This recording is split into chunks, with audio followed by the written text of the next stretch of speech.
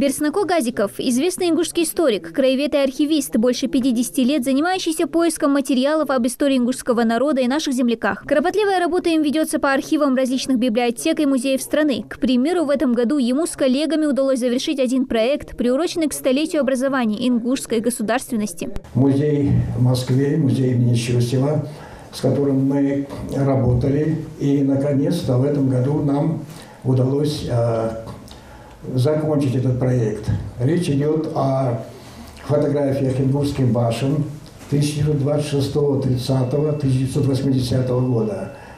Мы специально подготовили договор и отметили, что эта работа ведется для празднования столетия ингушской государственности. На сегодняшний день многие из этих башенных сооружений потеряли свой изначальный вид, а эти фотоработы, уверен краевед, могут помочь при их реставрации. Продемонстрировать найденный материал он намерен в рамках выставки, приуроченной к столетию образования ингушской государственности. Труды самого исследователя, как отмечают работники библиотеки, также хранятся в их фонде. У нас в основном все его практически публикации, то, что вот им переданы все эти документы, они у нас все, конечно, сохраняются. В основном это сведения библиографические, то есть указания на источники им найденные. Это и совместные его труды, работы с другими учеными.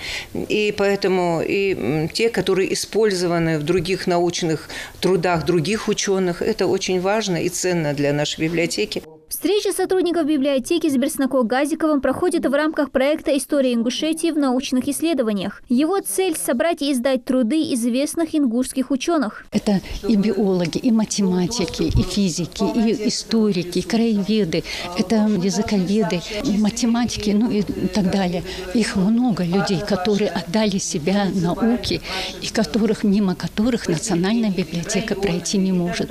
Потому что мы считаем, что ученые делают свое дело сами, а мы должны их пропагандировать.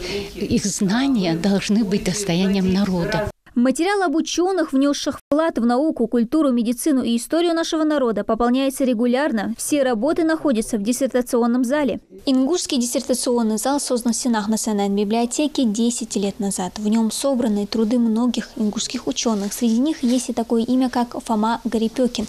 Он занимался исследованием истории нашего народа больше 30 лет. Некоторые произведения ингушского фольклора, записанные Фомой Гарипёкиным и найденные Берснако Газиковым, хранятся в фонде нацбиблиотеки.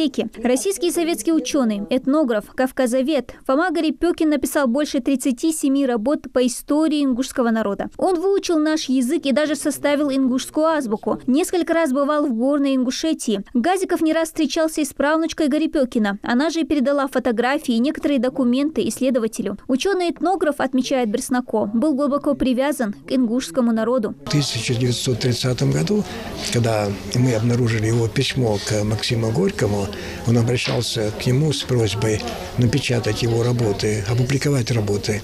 И он вначале написал имя Фома Иванович Гарипёкин _Хажалы.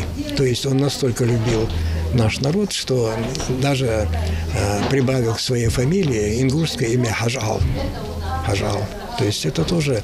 И поэтому мы, как благодарные потомки, хотим воздать должное этому человеку, этому ученому с большой буквы. Столетие образования ингушской государственности республика отметит 7 июля в следующем году. Интересен тот факт, что в этот день также исполняется 156 лет со дня рождения Фомы Гарипёкина. Поэтому, кроме выставки фоторабот ингушских башен, у Берснако Газикова в планах и открытие еще одной, приуроченной уже к памяти одного из первых ингушских ученых. Дана Плиева, Султан Булгучев. Новости 24.